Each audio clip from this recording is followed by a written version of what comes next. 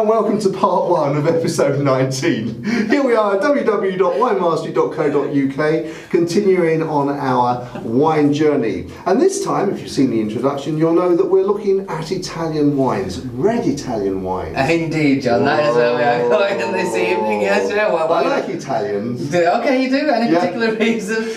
I just think it's a lovely country, a lovely culture. Food's great, wine's great, even the beer's good. Yeah, I've never been. Have you not? No, not yet. It's on my list of places to go. If ever get some time off. Oh, I know, it's a hard life. I'm not one to complain, John, but you probably clap applause. Oh, thank you. Yes, so we are starting off part 1. We're going to go for this. Now again, what I'm trying to show is different kind of styles within the country. So I've gone for a wine called Arpeggio, which is actually Sicilian. Oh. Now, yes, I know. Well, again, it does come down to more regions as we move on to kind of the French wines and the Italian, Spanish wines. We're going to show you more what the regions are and hopefully what the grapes are in there as well. Now, this one is Nerello Mascalese. Mascalese. Now, as I said, there's loads of kind of obvious wines, or grapes, should I say, probably about a dozen, which most people will recognise. But then there's literally thousands, hundreds of thousands of these kind of smaller grapes which nobody has heard of, which is used a lot in kind of blending of wines, including this one. Okay. Now, Italian wines in general, for me, tend to kind of hit a mark.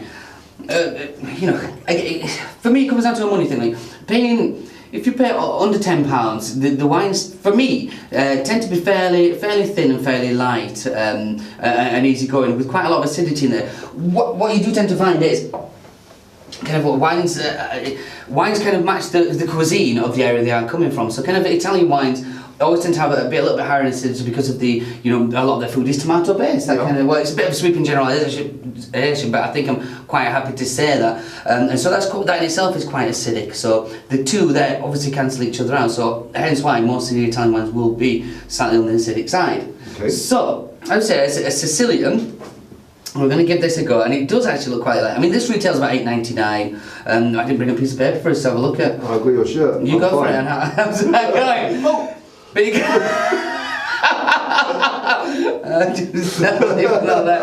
But you can. I mean, you can see that it's quite clean, and it's a kind of nice ruby colour. Is that quite bright? Yeah. Very bright, I'd say that. But it's quite. You can see straight through there, so you can tell from looking at that this is going to be a fairly lightish wine. That's quite I mean, it's got the red berries there, but more kind of leaning towards a plumminess, I'd say, in that one. Okay. But there's not a lot going on there. There's not massive. It's quite light, quite easy. Yeah. We're going to give this a go. I'm going to give this a go. Yeah.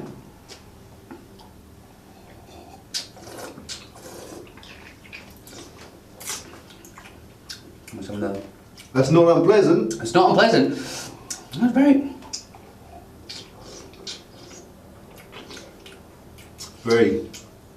very quaffable. It's very light, isn't it? I mean, this is there. The tannins are there, but there's not a lot in the way of the tannins, which is why it makes it so easy to drink. And it is, and from the look there and on the nose, that's exactly what I would expect that to be. Very light, very easy drinking. Not much depth there, which is not necessarily a bad thing. And as you just said with the quaffing thing there, there's certain wines where like tasting this, that you could have a good, a bottle of that wouldn't be a problem. It'd be quite an easy thing, quite a dangerous one. But you could also imagine this with the food, that would go down nearly too easy with that. Yes, it would. Yeah, you could. There's not a lot of length there, not a lot of depth. In fact, that would probably, I would say that could take a chill. I would always chill down. Yeah, definitely. But then it becomes more of a kind of then slugging it. That's almost like quite unusual as well. That I was expecting to be a bit richer and a bit deeper. But hey, you mentioned the grape. So the grape, is that the name that you mentioned? That's the grape, yeah. The name. But the Arpeggio, these people make it. The grape is the Nerello Mascalese. Okay. But I say it's something there's a lot of these grapes which people might not have heard of, including this one. And again, as we go through, we're going to see some really wild ones in there as well. Yeah. Well, things that we're always learning about these grapes because there are so many there. But that is just that grape on its own. The next ones we'll be having blends. Very nice indeed. As you said, it's very light. It's very light, very easy. And you can imagine it with pasta. Very easily, you could imagine drinking that with pasta. Yeah. Also with lighter cheese. Yeah, oh definitely. But I think the stronger cheeses might just ruin that. You know, it take over the flavour from that. Yeah. It's not powerful enough to take them on. But again, you know, depending on what you're having it with. But yeah, all right. It. Listen to me sound like an expert about wine and cheese after just 6 lessons. Honestly, I think it's been more than 6, but you're almost there. But no, that could be. But then, like, I know personally for myself, drinking wine is a mood thing, and you know, the weather does also affect. You know, obviously summertime, everybody looks at the white wines because they tend to be a little bit lighter. But something like that, you know, on a summer's evening, you can. That's not too overpowering, not too overbearing. So yeah, one to consider if you're liking your red wines, you don't want to go onto the whites through the summertime. Something like that would be absolutely perfect for you. And very, very affordable. It's only £8.99. £8.99 is good. It's a very good price, actually. Yeah, excellent.